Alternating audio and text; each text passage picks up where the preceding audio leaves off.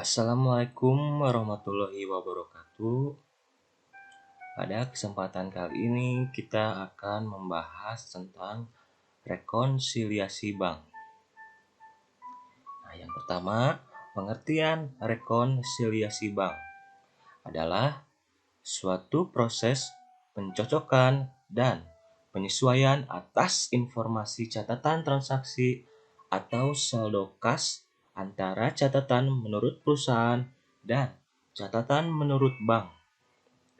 Apabila semua transaksi yang berkaitan dengan cash in bank dicatat oleh perusahaan dan dicatat oleh bank, maka saldo menurut catatan perusahaan harus selalu sama dengan saldo dalam rekening koran. Kadangkala saldo cash in bank menurut catatan perusahaan pada tanggal tertentu tidak sama dengan saldo yang tercatat dalam rekening koran. Oleh karena itu, untuk menetapkan saldo cash in bank yang sebenarnya perlu dibuat rekonsiliasi bank. Jadi rekening koran itu merupakan catatan ya, mutasi itu baik masuk ataupun keluar suatu rekening giro. Jadi kalau misalkan perusahaan itu biasanya menyimpan uangnya itu menggunakan rekening giro ya, bukan rekening tabungan. Kalau rekening tabungan itu ada mutasi pendapatan atau pemasukannya itu bisa dilihat di rekening tabungan. Nah, kalau menggunakan simpanan yang berbentuk giro, nah itu menggunakan rekening koran. Jadi rekonsiliasi bank ini untuk mencocokkan agar misalkan catatan menurut perusahaan dan catatan menurut bank cash in bank-nya sama. Jadi cash in bank-nya itu satu ya, bukan kas yang ada di perusahaan ataupun kas yang ada di bank. Jadi maksudnya rekonsiliasi bank itu untuk mencocokkan kas perusahaan ya, pencatatannya itu antara pencatatan yang ada di perusahaan maupun yang ada di bank, seperti itu. Nah, ini transaksi-transaksi yang menyebabkan ketidaksamaan antara catatan cash in bank menurut perusahaan dengan saldo menurut rekening koran. Nah, yang pertama itu terjadinya perbedaan dari setoran dalam perjalanan atau deposit in transit. Merupakan adanya transaksi yang sudah dicatat oleh perusahaan tetapi belum dicatat oleh bank. Setoran dalam perjalanan akan menambah saldo bank dalam rekonsiliasi bank. Setoran dalam perjalanan ada dua kemungkinan, antara lain. Yang pertama, setoran dalam perjalanan, yaitu setoran perusahaan yang belum diterima oleh bank pada saat rekening koran pada bulan tersebut telah ditutup dan dilaporkan kepada perusahaan. Yang kedua, kas yang belum disetor, yaitu penerimaan kas oleh perusahaan yang sudah dicatat oleh perusahaan tetapi uangnya belum dikirim ke bank. Jadi kalau setoran dalam perjalanan itu kayak kita misalkan janjian dengan teman ya, bilangnya sudah OTW tapi belum berangkat ya, jadi belum sampai-sampai. Nah, setoran dalam perjalanan pun seperti itu ya. Jadi kalau di perusahaan sudah dicatat misalkan penerimaannya, uangnya ya, berarti pendapatannya, tapi belum disetorkan, misalkan kalau yang kemungkinan yang kedua ya, belum disetorkan ke bank. Jadi di bank kan belum dicatat, jadi nanti mempengaruhinya menambah saldo yang dicatat oleh bank. Nah, jadi seperti itu. Nah, yang kedua ada cek dalam peredaran atau outstanding check ya, adalah cek yang dikeluarkan oleh perusahaan tetapi belum diuangkan oleh pemegangnya ke bank. Jadi misalkan nih, kita misalkan sebagai perusahaan ya membeli suatu barang menggunakan cek ya atau cash in bank ya. Nah, kita ceknya sudah keluar ya, berarti sudah dicatat ya oleh perusahaan pengeluarannya. Tapi misalkan ya cek tersebut ya diterima oleh misalkan yang kita bayar ya, tapi belum diuangkan oleh yang penerima ceknya ke bank. Jadi di bank itu belum dicatat Jadi nanti berpengaruh juga terhadap pencatatan yang ada di bank. Terus yang ketiga, adanya transaksi yang telah dicatat oleh bank tetapi belum dicatat oleh perusahaan. Antara lain, penagihan piutang perusahaan oleh bank atau disebut inkaso ya. Adanya jasa giro yang diberikan oleh bank kepada perusahaan, interest revenue ya. Adanya pembebanan biaya administrasi oleh bank kepada perusahaan, bank service charge ya. Terus yang keempat, adanya kesalahan pencatatan, baik yang dilakukan oleh bank maupun oleh perusahaan. Terus yang kelima, cek kosong ya, yaitu cek yang tidak cukup dana. Maksudnya cek yang ditolak oleh bank karena tidak cukup dana atau dananya tidak ada. Dari penjelasan tersebut ya dapat disimpulkan ya yang mempengaruhi saldo cash in bank ya. Di sini kita analisis. Nah, menurut catatan perusahaan, apa saja yang menambah saldo perusahaan? Nah, yang pertama, adanya penerimaan yang sudah dicatat oleh bank tapi belum dicatat oleh perusahaan. Jadi kalau misalkan ada penerimaan oleh banknya sudah dicatat tapi di perusahaan belum, berarti nanti dalam rekonsiliasi banknya saldonya menambah catatan perusahaan ya. Contohnya adanya transfer bank, jasa giro, dan hasil inkaso bank ya. Inkaso itu tadi adanya penagihan piutang yang dilakukan oleh bank. Yang kedua, kesalahan mencatat pengeluaran terlalu besar atau terlalu tinggi. Jadi jika ada terjadi kesalahan ya mencatat pengeluarannya terlalu besar, berarti kan nanti dikembalikan lagi ya. Itu menambah saldo perusahaan. Terus yang ketiga, kesalahan mencatat penerimaan terlalu rendah. Nah, itu yang menambah saldo perusahaan ya. Terus ada yang mengurangi saldo perusahaan ya, menurut catatan di perusahaan. Yang pertama, pengeluaran yang sudah dicatat oleh bank tapi belum dicatat oleh perusahaan. Contohnya, biaya administrasi bank dan biaya penagihan piutang oleh bank. Seperti ini. Jadi ada biayanya ya. Jadi untuk misalkan menagih piutang dari pelanggan ya, dari konsumen. Terus ada yang kedua, kesalahan mencatat pengeluaran terlalu rendah. Yang ketiga, kesalahan mencatat penerimaan terlalu tinggi. Dan yang keempat, setoran cek yang ditolak atau tidak cukup dana. Jadi kayak yang tadi ya, cek kosong. Maksud cek kosong itu bukan hanya ceknya misalkan ya, dikosongkan ya nominalnya. Tapi misalkan ceknya kalau sudah diisi pun ya, kita menerima cek nih misalkan 100 juta dari misalkan konsumen. Nah, misalkan kita mencairkan ke bank, ternyata ya dana yang di rekening giro yang mengasih cek itu kosong ya ataupun kurang, nah itu tidak bisa dicairkan ya atau ditolak oleh bank tersebut. Jadi itu mengurangi saldo perusahaan. Kenapa? Karena sebelumnya kita sudah catat sebagai penerimaan, tetapi uangnya itu tidak bisa dicairkan. Seperti itu. Nah, itu catatan menurut perusahaan. Nah, terus yang keduanya catatan menurut rekening koran. Nah, yang menambah saldo ya untuk catatan di rekening koran, yang pertama setoran atau penerimaan yang sudah dicatat oleh perusahaan tapi belum dicatat oleh bank. Kayak tadi ya, contohnya setoran dalam proses atau penerimaan tagihan belum disetor ke bank. Terus yang kedua, kesalahan mencatat pengeluaran terlalu tinggi.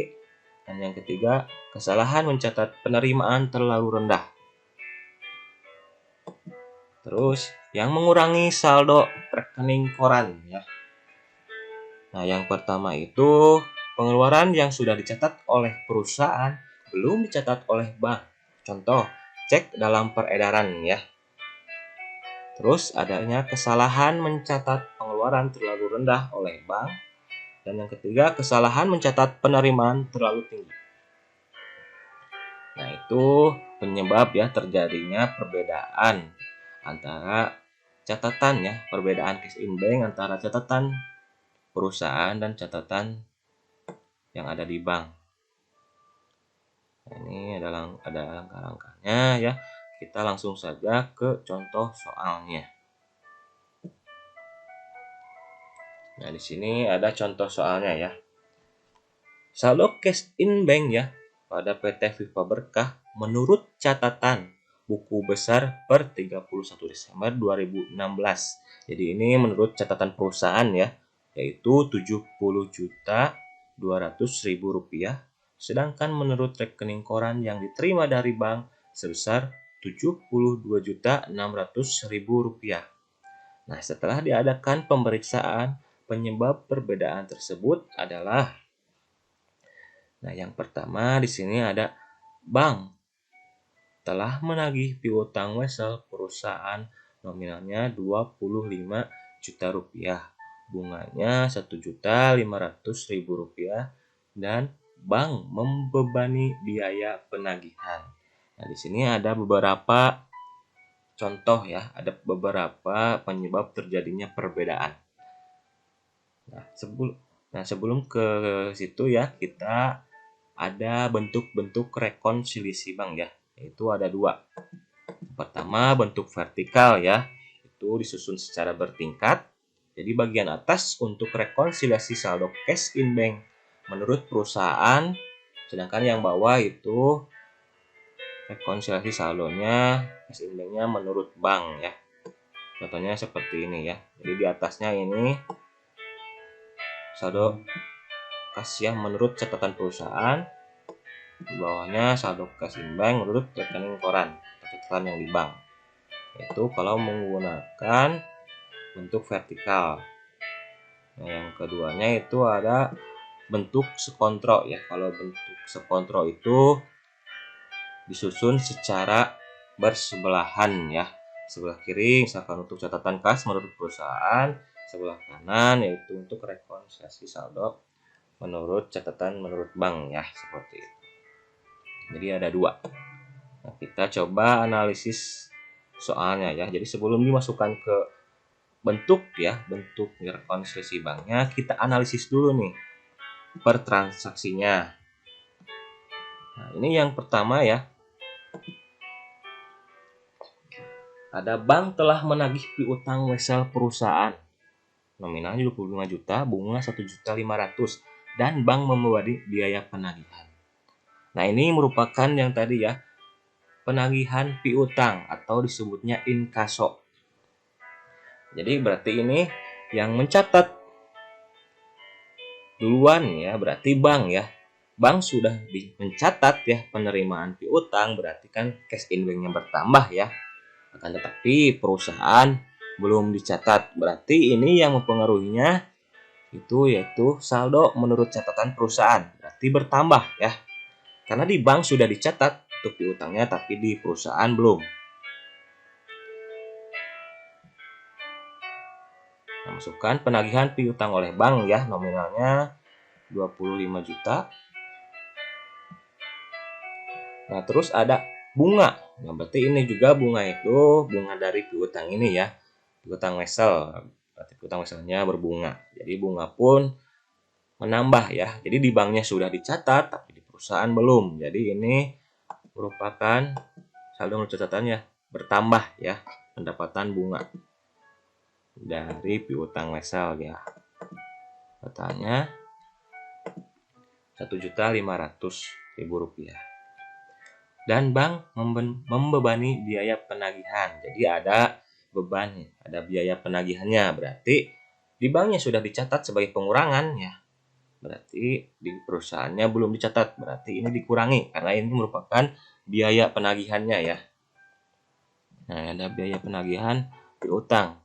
Itu mengurangi saldo menurut catatan perusahaan ya. Nah, ini analisis ini yang soal nomor 1. Jadi bank telah menagih piutang wesel perusahaan ya. Jadi di banknya sudah dicatat sebagai penerimaan ya karena ditagih oleh bank 25 juta dan ada bunga ya, pendapatan bunga itu 1.500.000. Nah, ini merupakan bertambah ya, cash in bank-nya bertambah, sudah dicatat oleh bank.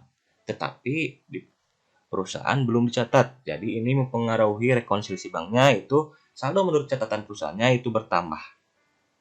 Yang pertama penagihan piutang oleh bank 25 juta, terus ada pendapatan bunga 1.500.000. Dan untuk yang ada biaya ya, beban biaya penagihan ini karena beban yang menjadi beban perusahaan, berarti itu di banknya sudah dicatat sebagai pengurangan, berarti di perusahaan belum ya, sehingga dicatat di rekonsiliasi banknya itu mempengaruhinya mengurangi, itu beban penagihan piutang sebesar 100.000 rupiah. Terus ada yang kedua, PT Viva Berkah tertanggal 31 Desember 2016 mengirim uang ke bank 6 juta rupiah, belum tercatat dalam rekening koran. Nah, kalau yang ini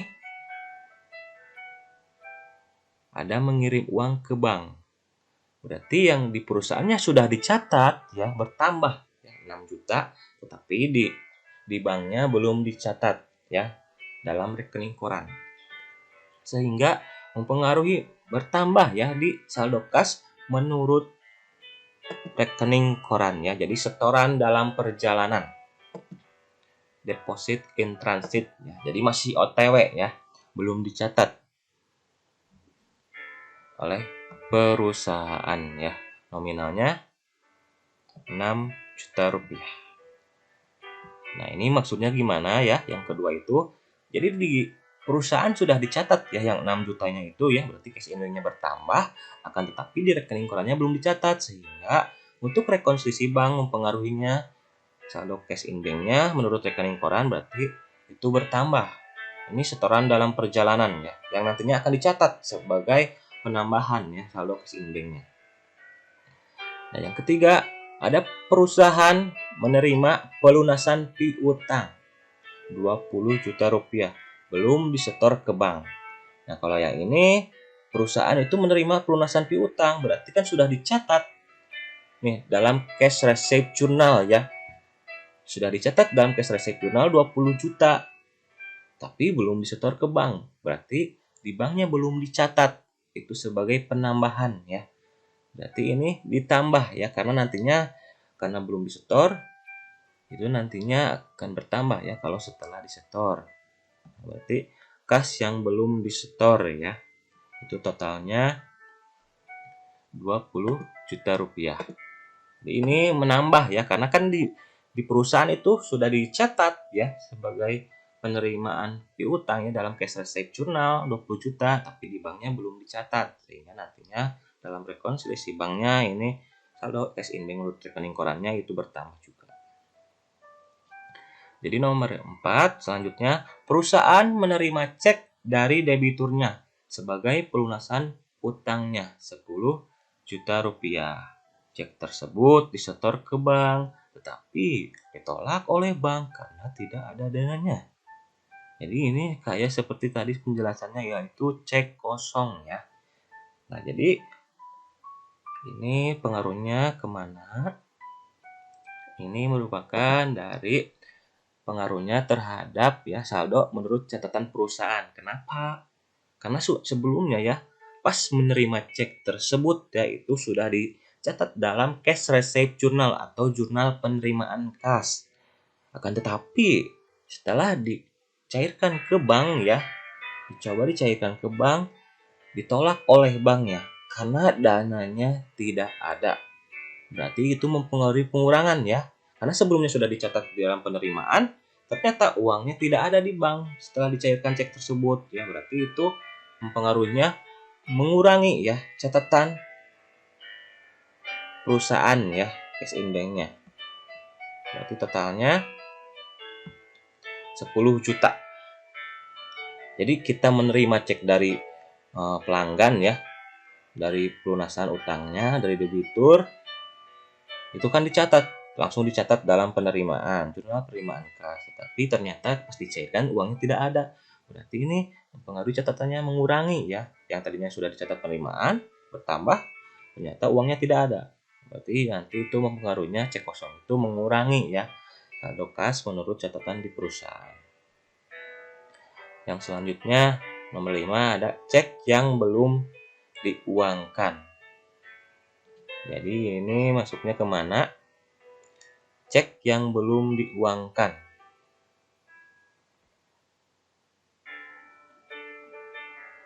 Jadi kita misalkan mengeluarkan cek ya, membayar suatu misalkan kita membeli atau misalkan mengeluarkan cek tersebut untuk membayar utang. Kita menggunakan cek ya, berarti kan kita sudah mencatat ya, perusahaan itu sudah mencatat pengeluaran di perusahaannya. Akan tetapi ternyata ya cek tersebut ya yang kita keluarkan misalkan untuk supplier atau untuk misalkan distributornya ya belum diuangkan oleh penerima cek tersebut, sehingga di bank ya belum dicatat ya.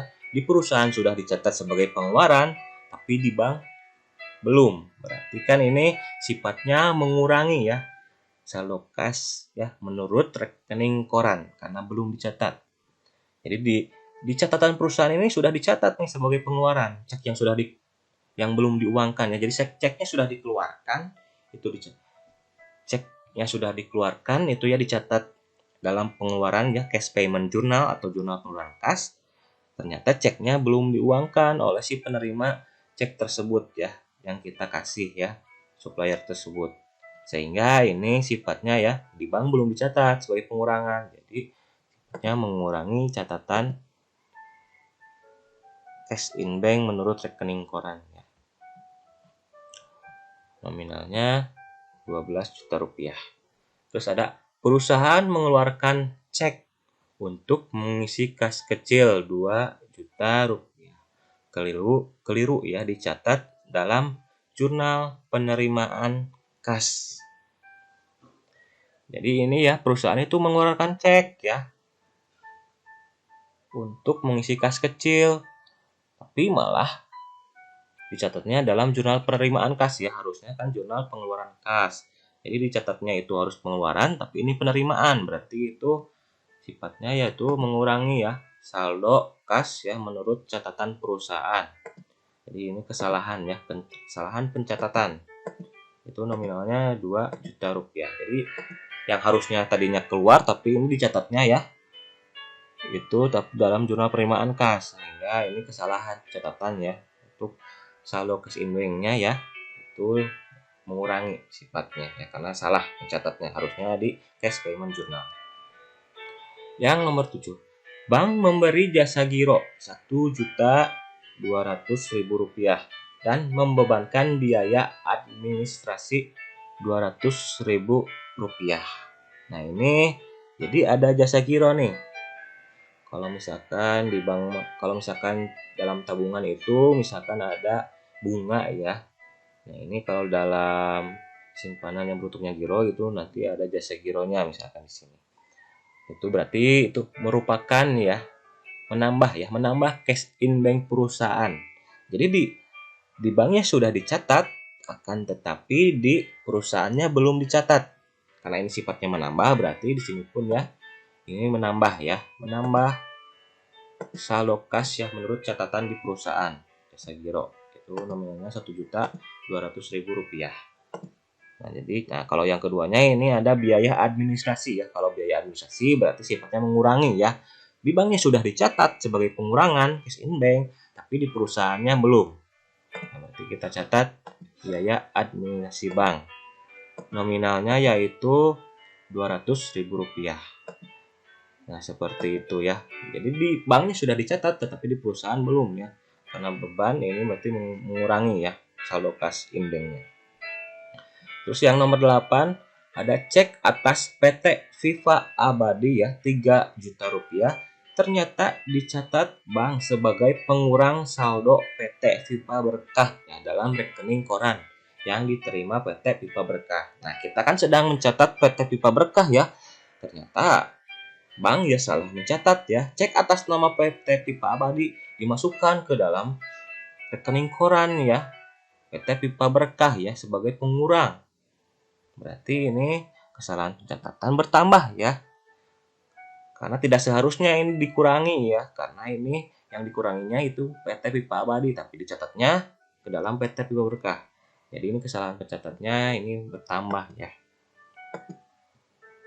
Nominalnya 3 juta rupiah.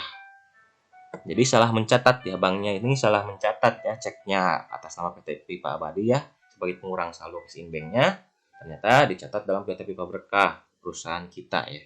Itu seharusnya tidak terjadi. Berarti ini masuk ke menambah ya saldo cash in bank menurut rekening koran.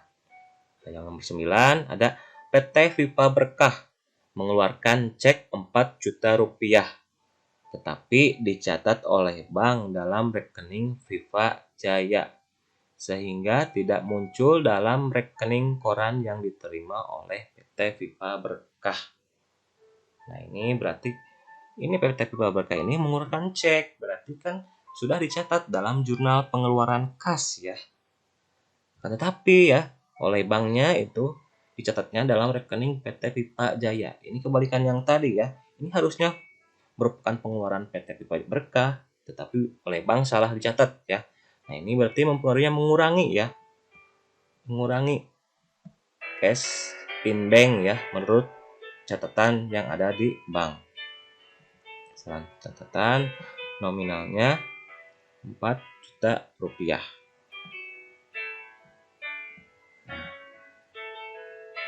Nah, ini analisisnya ya. Ini untuk analisisnya. Jadi kalau yang terakhir itu mengeluarkan cek 4 juta rupiah, tetapi tidak dicatat nih dalam PT Pipa Berkah, malah dicatatnya dalam perusahaan lain. Nah, berarti karena tidak dicatat sebagai pengeluaran ya. Kalau di perusahaannya sudah dicatat sebagai pengeluaran, tapi di bank belum. Jadi ini mempengaruhi ya catatan yang ada di bank, mengurangi. Ini kesalahan pencatatan 4 juta rupiah. Nah, jadi untuk rekonsiliasi bank gitu dianalisis dulu seperti ini ya. Mana yang menambah atau mengurangi saldo kas menurut catatan perusahaan, atau mana yang menambah atau mengurangi saldo kas ya menurut catatan yang ada di bank atau yang menurut rekening koran. Nah, setelah dianalisis seperti ini, tinggal masukkan saja ya. Misalkan kalau kita menggunakan bentuk vertikal, berarti kan itu secara bertingkat ya. Yang atasnya itu saldo menurut catatan perusahaan ya, saldo kas ya. Sini. Nah, kita masukkan saja ya. Ini yang bertambah ya. Ini kita masukkan ke sini. Pendapatan bunga jasa giro ini bertambah. Nah, ini kan tadi di soal saldo akhir ya. Tanggal 31 Desember itu menurut catatan perusahaan 70 juta 200.000 rupiah ya. Nah, ini kalau yang menambah berarti tinggal tambahkan dulu. Terus ditambahkan di sini 70 juta 200.000 rupiah ditambah 27 juta 700.000 rupiah. Nah, 97 juta 900.000 rupiah. Nah, terus ini yang dikurangi ditambahkan dulu. Terus ini berarti jumlahnya dikurangi yang tadi ya. Ini dikurangi yang ini. Jadi saldo setelah rekonsiliasi bank ya itu 85 juta 600.000 rupiah. Jadi cash in bank ya. Setelah terjadi rekonsiliasi bank itu menurut catatan perusahaan 85 juta 600.000 rupiah. Begitupun ya. Jadi harus sama. Kalau sudah direkonsiliasi berarti cash in banknya jumlahnya itu harus sama. Nah, ini saldo kas ya. Cash in bank menurut rekening koran per 31 Desember. Kalau yang di bank jadi bedanya yang tadi ya. Yang ini 70 juta 200.000 rupiah. Yang ini 72 juta 600.000 rupiah. Nah, ini yang ditambah yang tadi ya, masukkan yang ini setoran dalam perjalanan, kas yang belum disetor, kesalahan, masukkan yang menambahnya, jumlahkan. Jadi yang ini 72 juta 600 ditambah yang ini totalnya 101 juta 600.000 rupiah. Nah, ini yang mengurangi, masukkan cek yang masih beredar, kesalahan pencatatan. Nah, ini jumlahkan, ini mengurangi ya, dikurangi. Jadi 101.600.000 rupiah dikurangi 16 juta rupiah. Jadi saldo setelah rekonsiliasi bank ya menurut catatan rekening koran 85 juta 600.000 rupiah. Nah, jadi setelah rekonsiliasi bank itu saldo kasnya itu harus sama ya. Jadi saldo kas perusahaan ya PT Pipa Berkah itu ada Rp85.600.000 ya, setelah terjadi rekonsiliasi bank ya. Jadi kalau setelah dilakukan rekonsiliasi bank, berarti cash atau jumlah cash in bank-nya itu harus sama, baik menurut catatan perusahaan maupun menurut catatan yang ada di bank. Nah, itu gunanya rekonsiliasi bank. Jadi untuk mengetahui jumlah benar-benar ya cash in bank perusahaan yang disimpan di bank. Nah, begitulah ya penjelasan tentang rekonsiliasi bank. Jadi rekonsiliasi bank itu bukan cash in bank atau misalnya bukan kasnya ada dua ya, yang kas ada di perusahaan ataupun kas yang ada di bank. Tapi rekonsiliasi bank itu untuk mencocokkan ya kas perusahaan. Jadi kas perusahaan yang disimpan di bank menggunakan simpanan rekening giro. Jadi terjadi perbedaan ya, penyebabnya yang tadi sudah dijelaskan. Jadi ada yang sudah dicatat terlebih dahulu oleh perusahaan misalkan. Kalau itu menambah berarti nanti menambah juga. Kalau di rekonsiliasi bank itu menambah juga catatan cash in bank-nya menurut rekening koran atau yang menurut bank.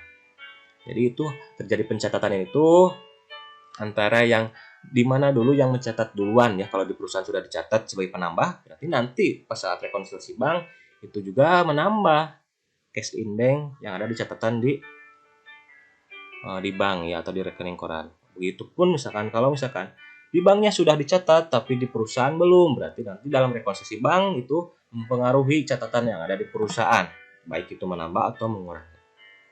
Seperti itulah penjelasannya, mudah-mudahan dapat dipahami.